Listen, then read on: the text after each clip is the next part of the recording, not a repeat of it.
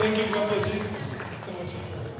Hey, everybody, again. Oh, cameras. Nice, I'm being recorded. Okay. Yeah, thank you. I just wanted to speak a few moments on what it's like growing up a Kashmiri Hindu here in the States, and maybe share a few candid moments with you. So as Gabalji said, I was born here in San Antonio, Texas, in 1991. So now I'm 21. I'm out of school. Well, I'm going back to school, but I'm done with college and stuff. And so I've had the growth spurts, the growing pains that occur through adolescence and all that. And now I'm kind of looking back a little bit on it. And growing up here, especially being born here, it's like living a dichotomy. Your Kashmiri culture, your Kashmirian, and your American culture are diametrically opposed. Like, you go to school Monday through Friday, and you're taught these ideas of, freedom, liberalism, pursuit of happiness. You can be anything you want to be. You can choose what you want to do.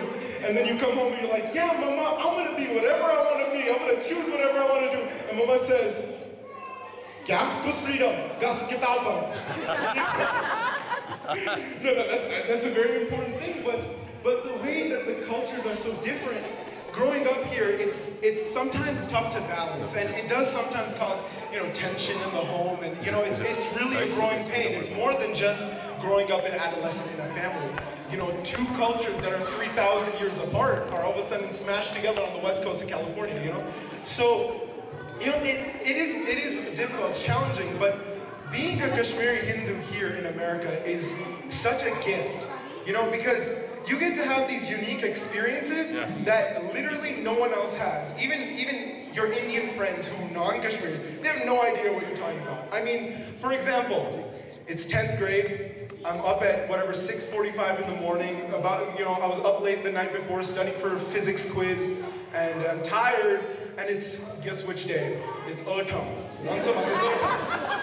And so normally, my other friends, even my non-Kashmiri, my Indian friends, they'll wake up to the soft bubbling of the coffee brewing, their parents' coffee pot, and this low volume Good Morning America playing in the background, and they get up and brush their teeth to it.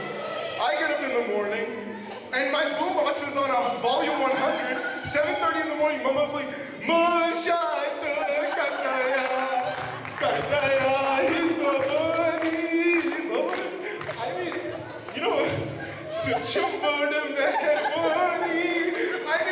honestly, parents, please, if your children are in high school and they're stressed and tired, don't worry about your boombox.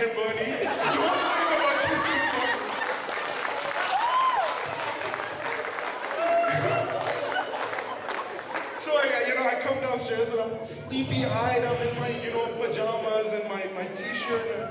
Mama, is this necessary? Kya? Kuch necessary? You're just showing kosher both, acha? Well, yeah, you sit down, you have to eat your potatoes. So, these are the kinds of experiences that we get to have. Nobody else gets to have them. And, in the moment, they feel like, oh, maybe it's tiring in the morning and all that. But looking back on it, it's charming. I'm going to miss it.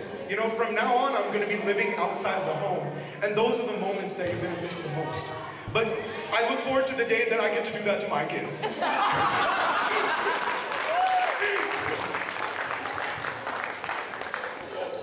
But the other things that we get to share, with our culture, things like Kashmiri language. A lot of my friends, they've also been taught how to speak Kashmiri. It's difficult. You can hear when I'm speaking Kashmiri, it's a little bit broken. It's like Kashminglish. It's half and half. But, we get to learn our language and keep our heritage. And it's just that idea that we can go back to India, and any Kashmiri who we meet, we can instantly have a connection, instantly communicate with them, because we are a small global community.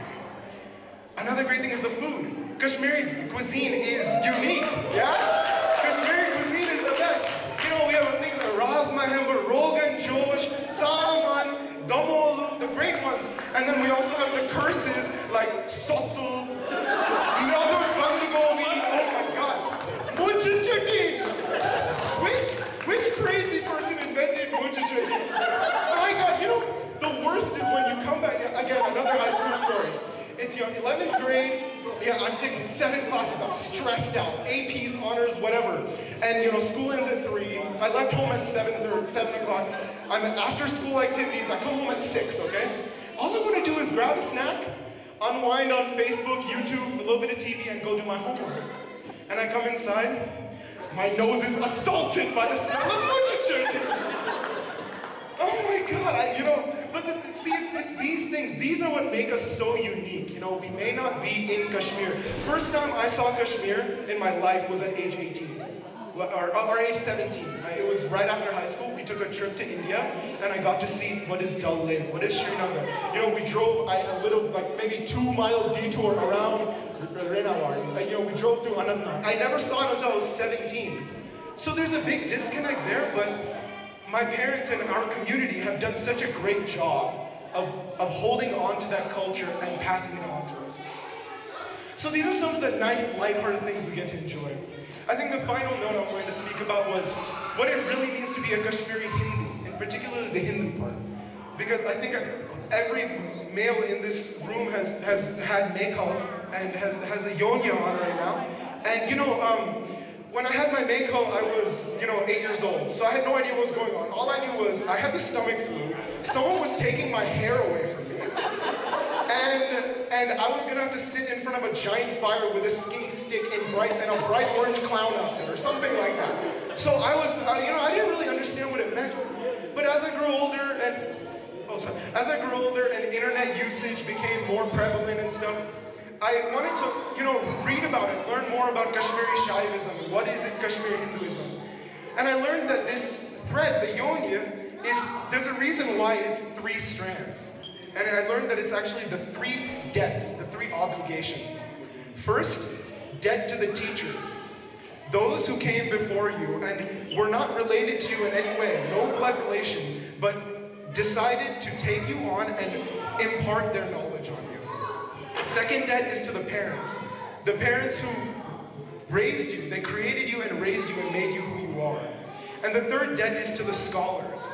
Those who have come before you, who have explored the world, the natural world, and brought knowledge back to us and helped society grow. And I think that's what it really means to be a Kashmiri Hindu in America. Because for the first time in our history, we have the chance to use the resources here, the opportunities here, to really build something, to create, to make knowledge, to learn. And that's really, when it comes down to it, me being an American and me being a Kashmiri Hindu are one and the same thing. Because I'm here and I'm here to stay, but it's my Kashmiri Hinduism that drives me always to try and improve. And I think that's something that a lot of kids here that I know who are Kashmiri young people feel, inspired by. So anyway, enough talking from me. Those are my remarks. I'm glad I got through that. I was really nervous. So now